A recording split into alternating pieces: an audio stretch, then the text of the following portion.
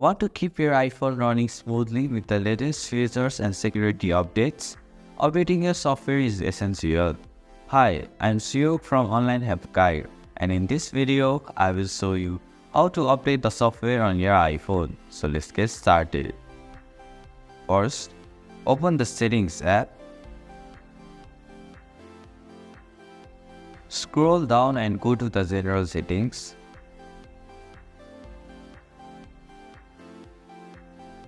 Tap on the Software Update option.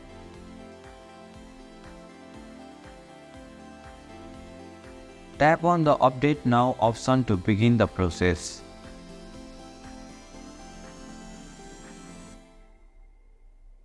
Finally, enter your passcode to confirm the update. Your software update will start and your iPhone will install the latest version. And this is how you can update software on iPhone. Thank you for watching Online Help Guide.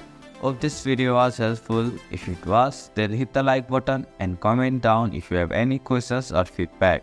Also, if you are new to our channel, please subscribe and hit the bell icon so that you don't miss our upcoming videos.